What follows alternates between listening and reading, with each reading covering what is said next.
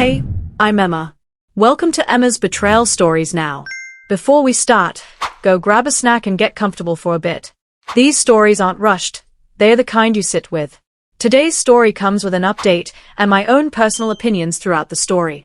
Let me know in the comments if you agree or see it differently. Let's begin. After my parents chose my sister over me, I built a new life that they couldn't touch. My mom said it like she was reading the weather. We're going to Alyssa's thing instead, and my dad didn't even look up from the tiny paper plate he was balancing on his knee, chips sliding around in little greasy commas, like my life was background noise in their living room. The TV was still on, some game show host yelling too brightly, and the smell of store-bought guacamole and my sister's coconut perfume sat heavy in the warm air. I felt my face go hot first, then my hands went cold, which always happens right before I either cry or say something that can't be taken back. I heard myself laugh, short and sharp, and it sounded wrong coming out of me. "So, you're just not coming?" I asked, and my voice cracked on the last word. Alyssa was perched on the armchair like it was a throne, scrolling her phone with her nails done perfectly, not even pretending to care. She didn't look up, just smirked, barely, like she already knew how this would end. My mom made a little pained face that I used to mistake for empathy. Now I could see it for what it was, discomfort at being confronted. "Maya," she said in that warning tone, like I was a teenager slamming doors instead of a grown woman standing there with a graduation cap in my bag and my stomach in my throat. "Don't start." It was a Thursday night in late spring when this happened, the kind where the air smells like jacaranda blossoms and car exhaust. I had driven 40 minutes after work to come to a family dinner, because my mom had texted earlier, "Need you here. Important." And I'd assumed, stupidly, that important meant something about me. I'd been invited to speak at my university's awards ceremony. Not just attend, speak. I'd been chosen as the student representative for my cohort, the first in my family to finish this degree, the one who'd worked 2 jobs and still graduated with honors. I'd told my parents weeks ago, and my mom had said, "That's nice, sweetie," the same way she said it when I sent her photos of the apartment I'd gotten on my own. But Alyssa had gotten engaged 3 days earlier. Not engaged like a quiet moment with a ring and happy tears. Engaged like a performance. Her boyfriend, now fiancé, proposed at a rooftop bar with a photographer hiding behind a fake plant and my mom filming on her phone, already crying before Alyssa even said yes. The thing my parents were choosing over my ceremony was Alyssa's engagement party. Planned last minute, of course, because everything in my sister's life had to be immediate and loud and centered. I tried to be reasonable at first. I really did. I'd said, "My ceremony is on Saturday at 2. Your party is Saturday at 6. You can do both." I'd even offered to drive them. My mom had done that tight smile and said, "We'll see." My dad had nodded vaguely like he nods at commercials. Then Thursday night, over lukewarm lasagna and a cake Alyssa had picked out herself, they told me the truth. They weren't doing both. They were doing hers. Alyssa finally looked up when she heard the edge in my voice.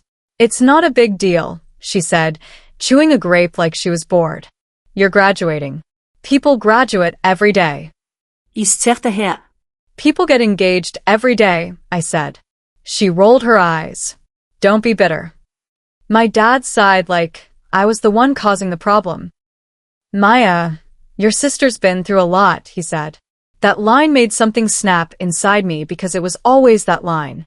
Alyssa had been through a lot when she dropped out of community college because she didn't vibe with the energy. Alyssa had been through a lot when she quit her 3rd job because her manager had a tone. Alyssa had been through a lot when she maxed out a credit card and my parents quietly paid it off. Meanwhile, I'd been through actual things.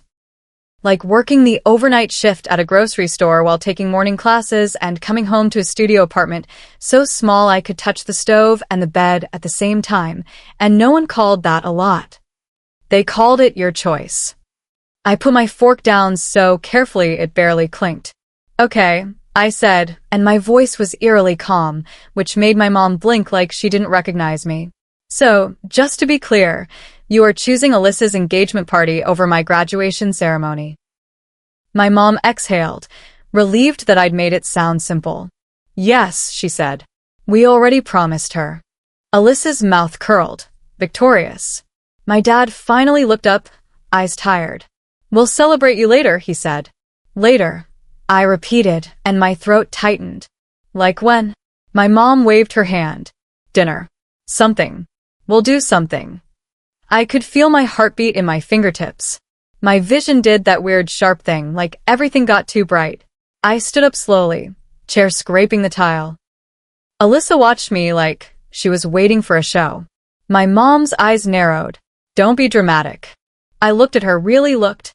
The woman who had taught me how to braid hair, who had kissed my scraped knees, who also hadn't asked how I paid for textbooks in 3 years. I'm not being dramatic, I said. I'm finally being accurate. My dad opened his mouth. Maya.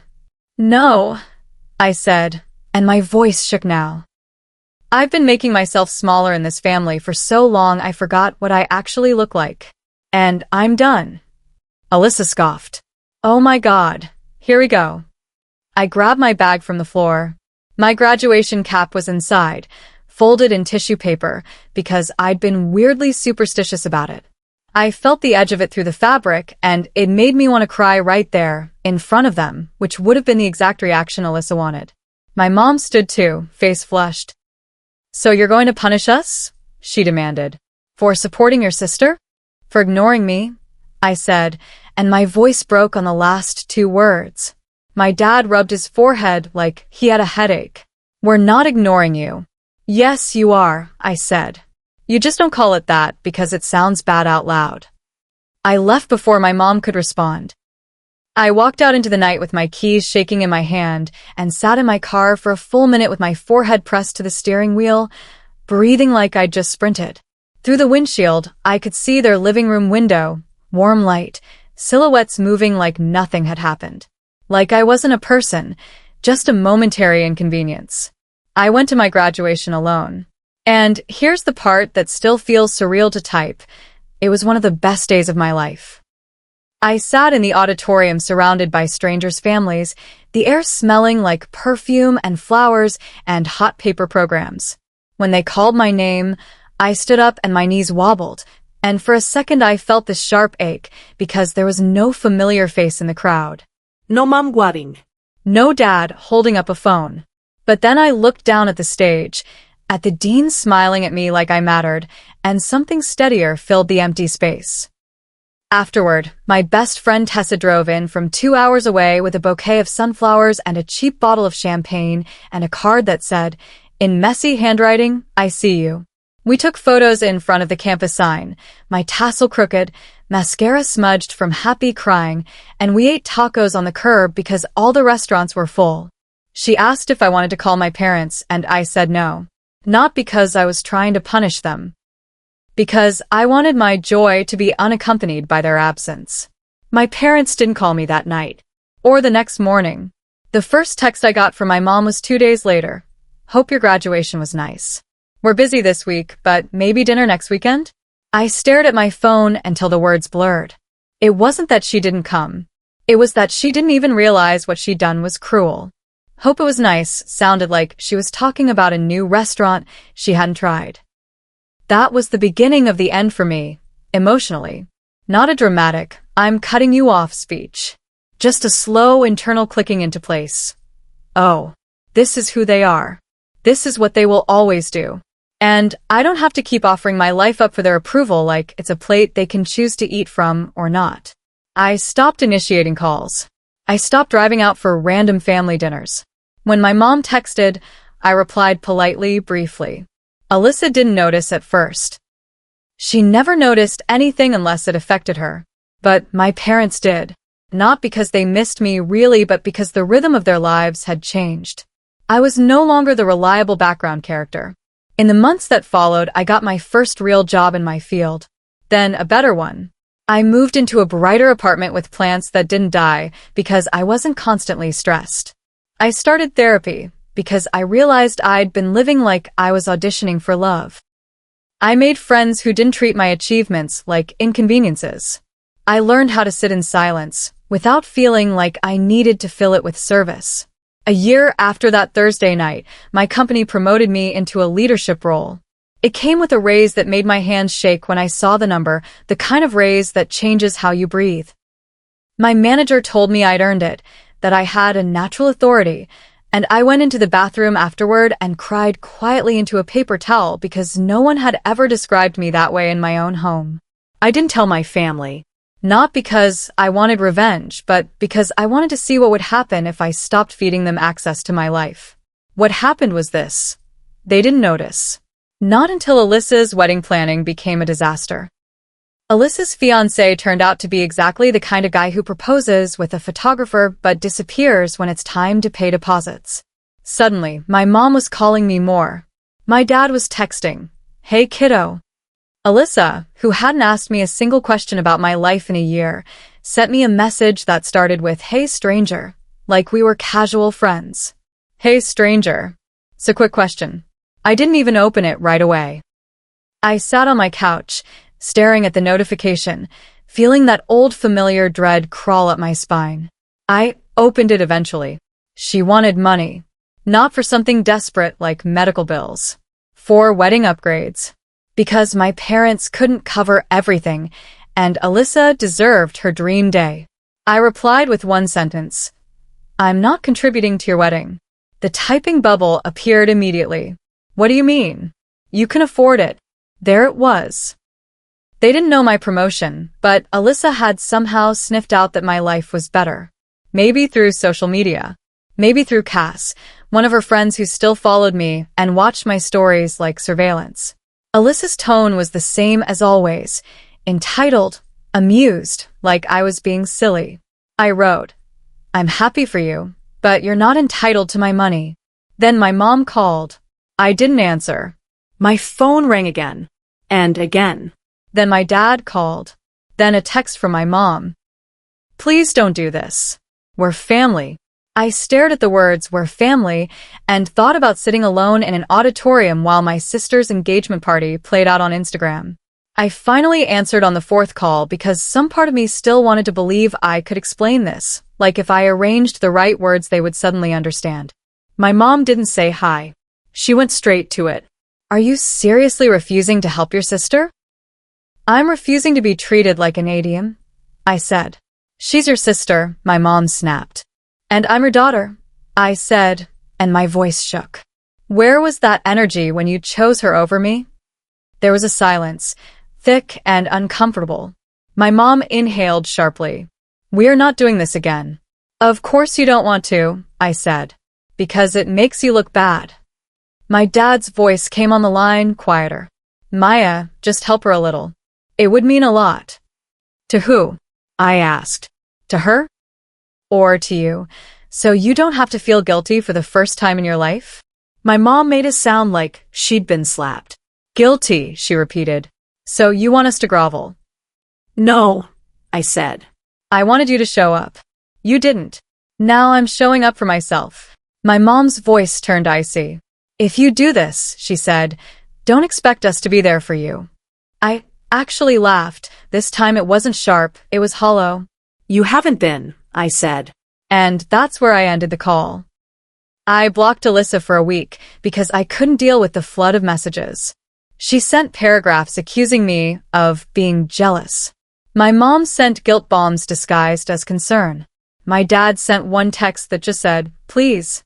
And then on a random Wednesday afternoon, my mom showed up at my apartment building.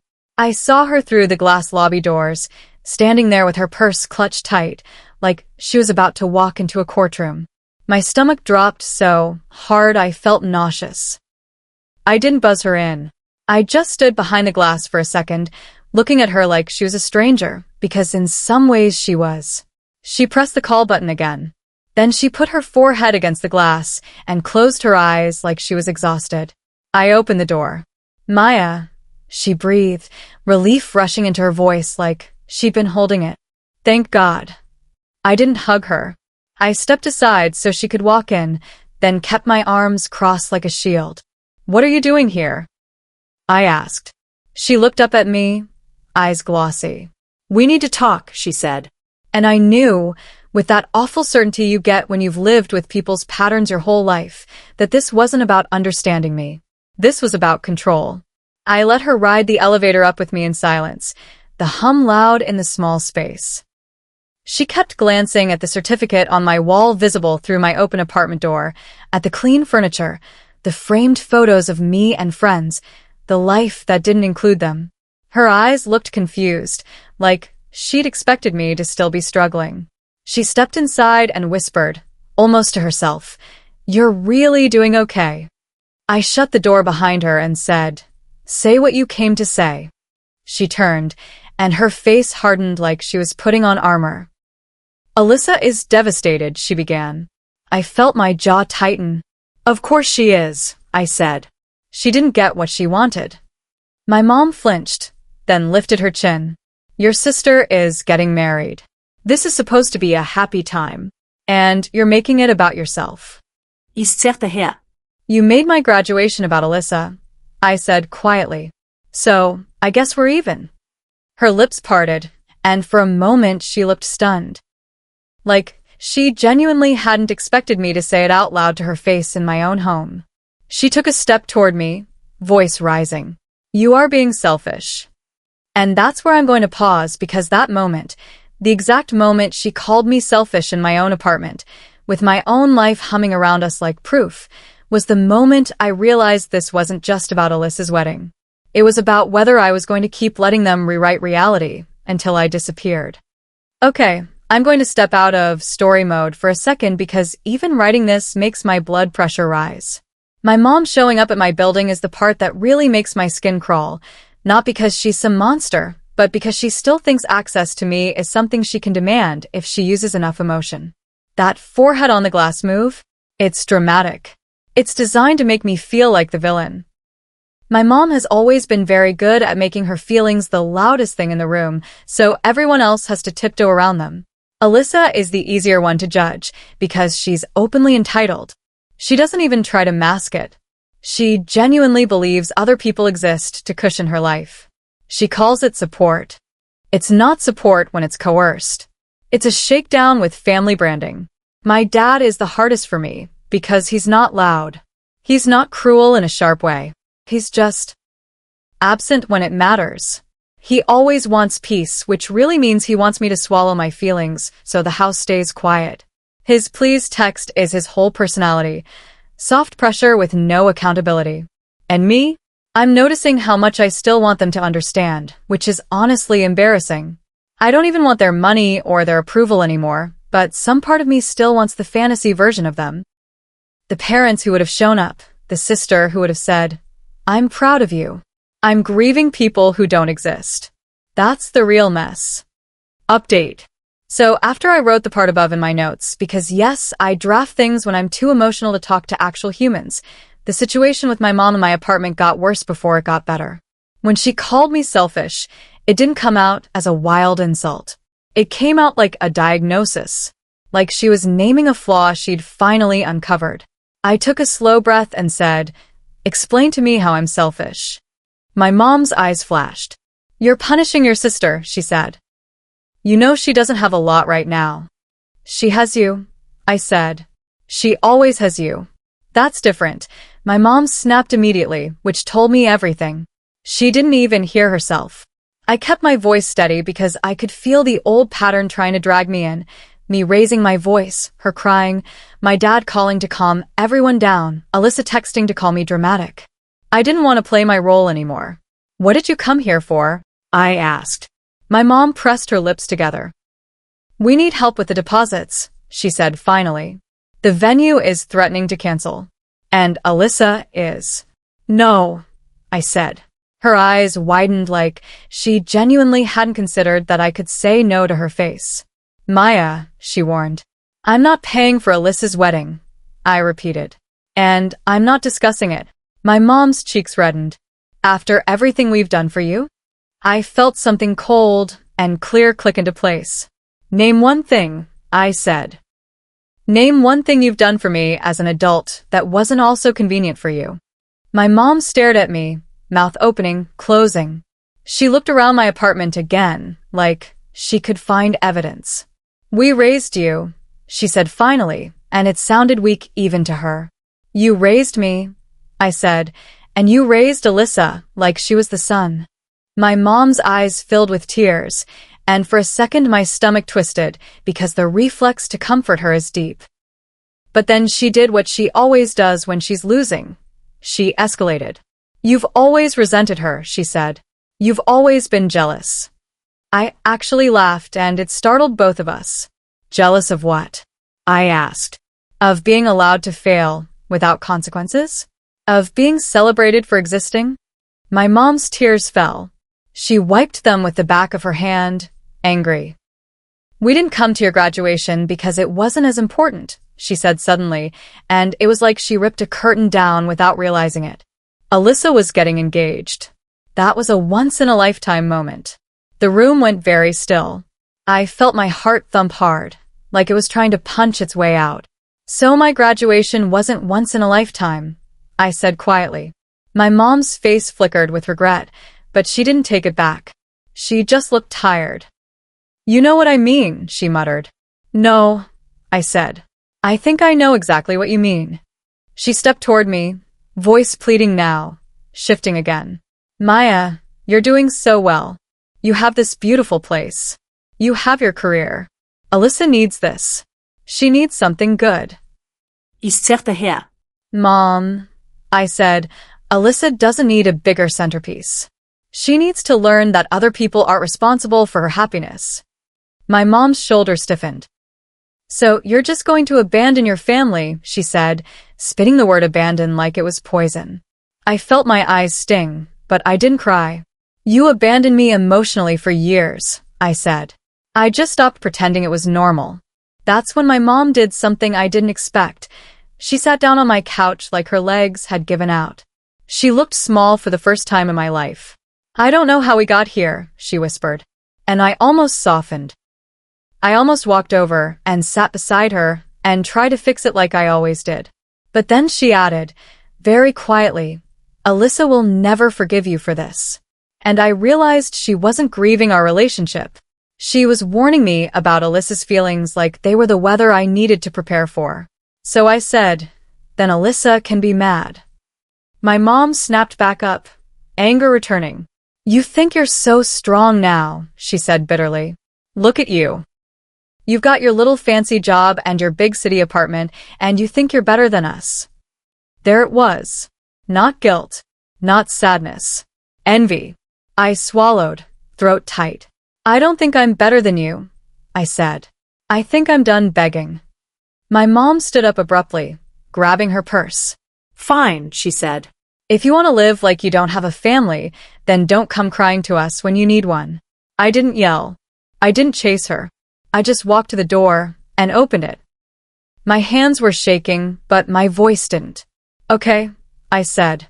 My mom paused at the threshold, like she expected me to take it back. When I didn't, she walked out. I shut the door and slid down against it, breathing hard.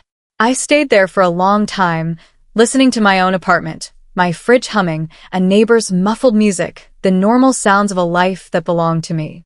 The next day, my dad called.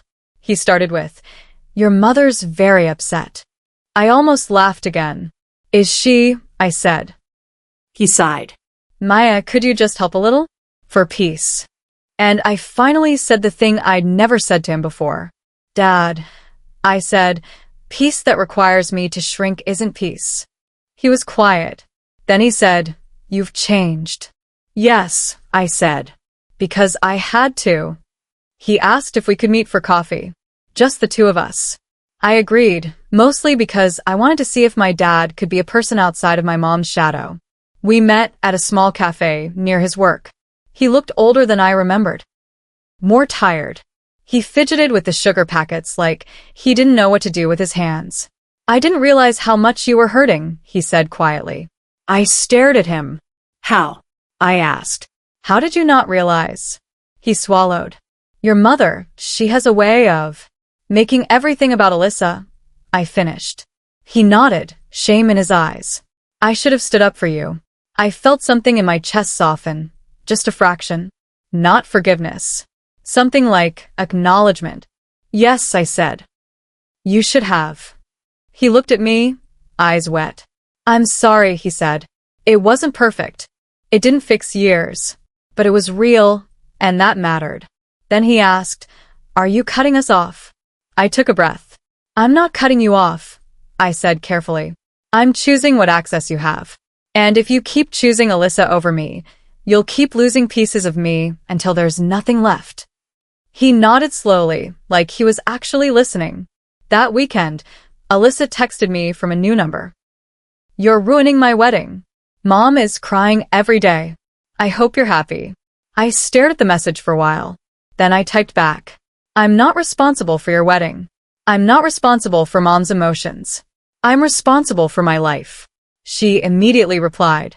You were always the selfish one. And this time, it didn't punch me in the gut. It just confirmed what I already knew. Alyssa calls anyone selfish who stops serving her. I blocked the number. 2 weeks later, I found out through a cousin that Alyssa had postponed the wedding because her fiancé needed time, which is the polite way my family says he's backing out. My mom didn't call to apologize. She didn't call to check on me, but my dad did. He told me, quietly, that he'd been thinking about my graduation. He said he regretted not being there. He said he wanted to take me to dinner, just us, and actually celebrate. I agreed. And that dinner, weirdly, was the first time I felt like I had a parent in the room with me instead of a referee for Alyssa's life. Continuing the story and finishing it off, a month after the postponed wedding news, my mom texted me a photo. It was me at 6 years old, sitting on my dad's shoulders at a fair. My face was sticky with cotton candy. I was grinning like the world was safe. Under it, she wrote, I miss when we were happy. My first reaction was anger because it was such a manipulative line, like happiness had been something I took away, not something they neglected.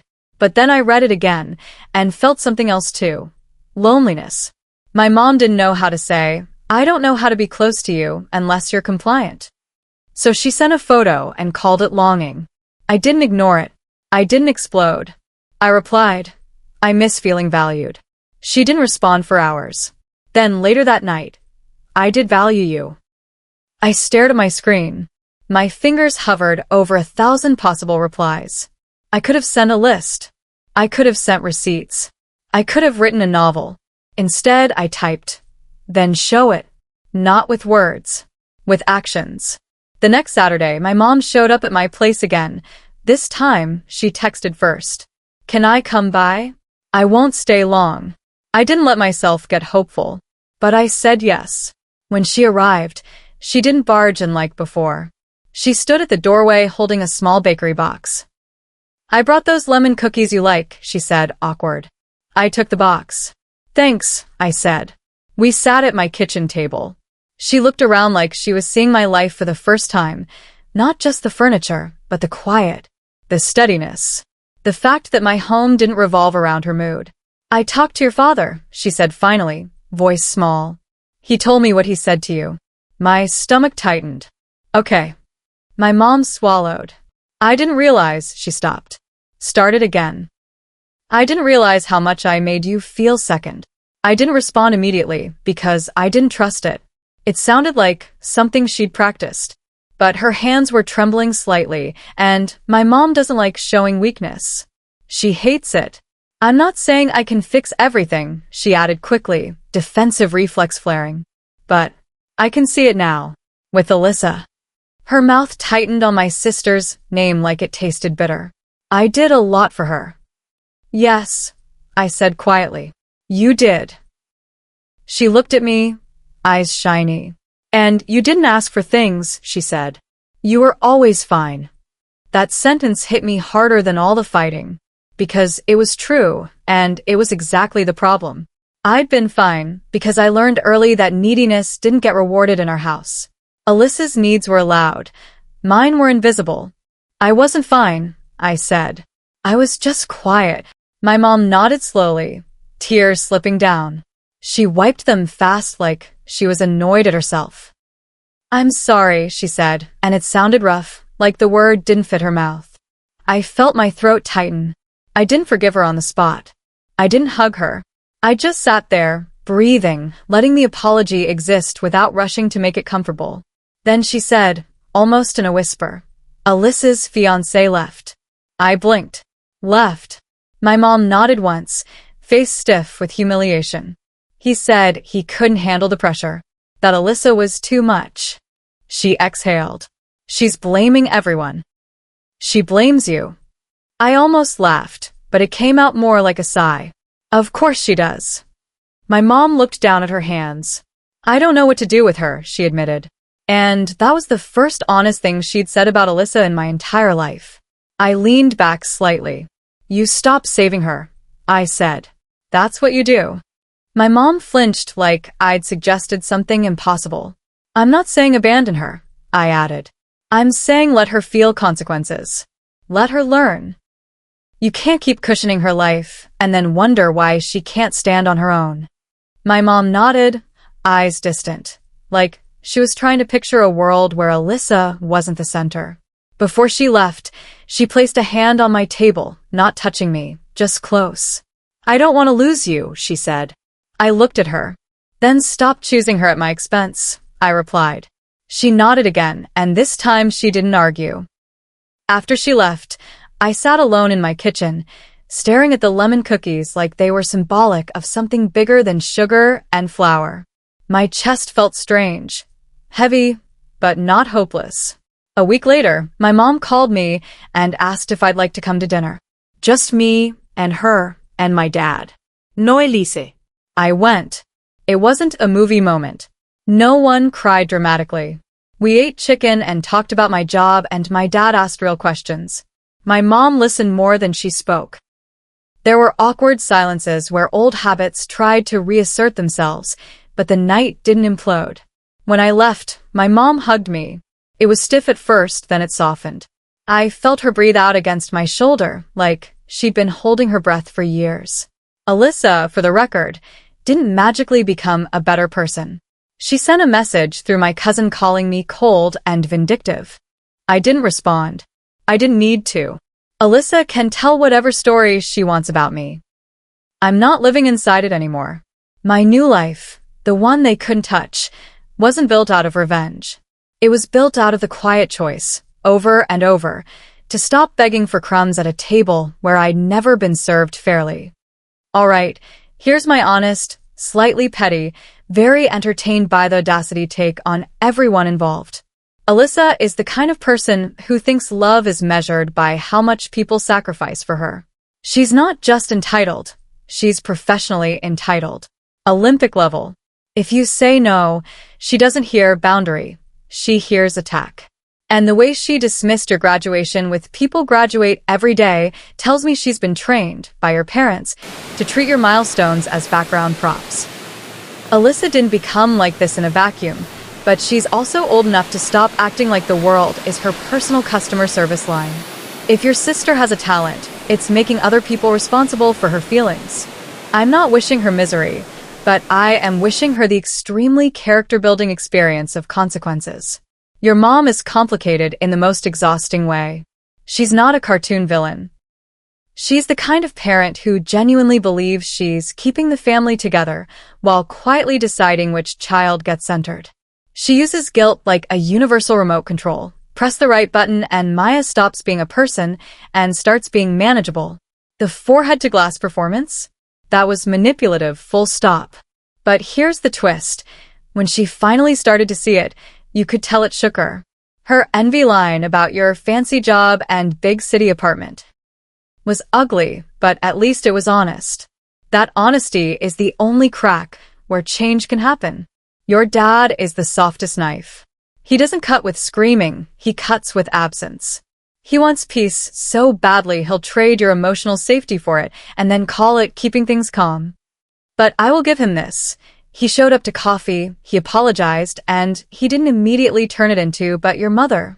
That's rare in dads who've spent years hiding behind, I don't want conflict.